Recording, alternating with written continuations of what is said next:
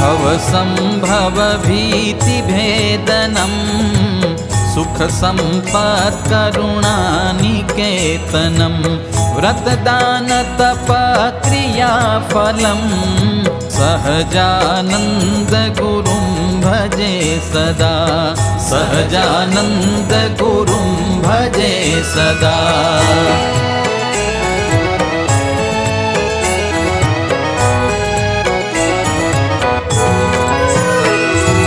करुणामय चारुलोचनं शरणायात जनार्तिमोचनं पतितोद्धरणाय तत्परं सहजानन्दगुरुं भजे सदा सहजानन्दगुरुं भजे सदा।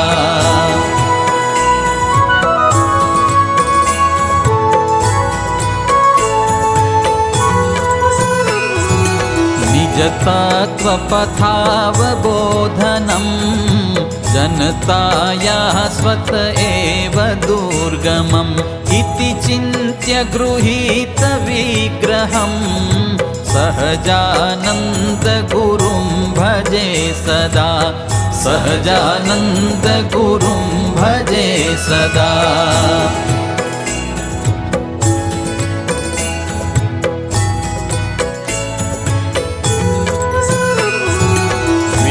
शम्भुमुखैरनिग्रहं भवपाथोऽधिपरिभ्रमाकुलम् अपि धार्यमनोनरप्रभं सहजानन्दगुरुं भजे सदा सहजानन्दगुरुं भजे सदा।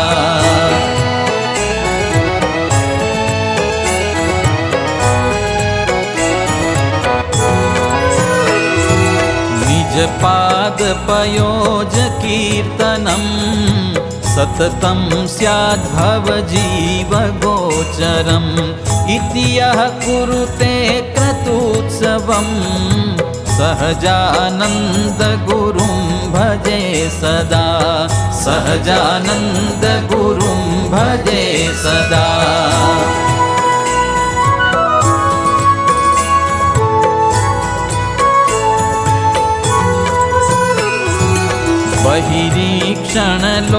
बहिरीक्षणलोकमानुषं निजदत्ताम्बकदर्शिनां हरिं भजनीयपदां जगद्गुरुं सहजानन्दगुरुं भजे सदा सहजानन्दगुरुं भजे सदा।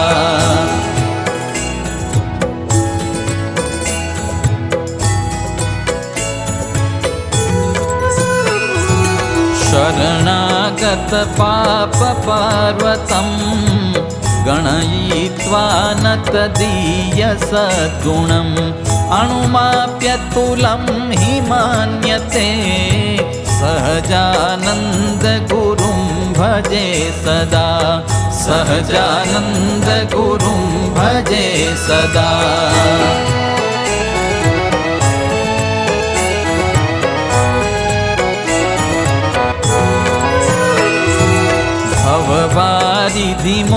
भववारिधिमोक्षसाधनं गुरुराजप्रकटस्वसङ्गमं प्रकटीकृतवान् कृपावशः सहजानन्दगुरुं भजे सदा सहजानन्दगुरुं भजे सदा।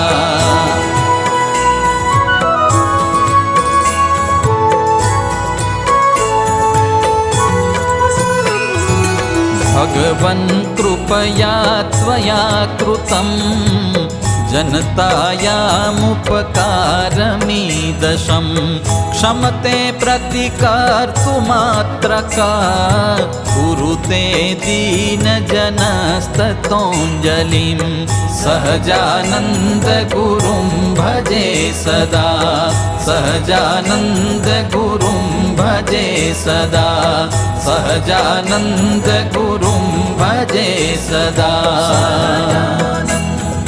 सहजानन्द सहजानन्द सहजानन्द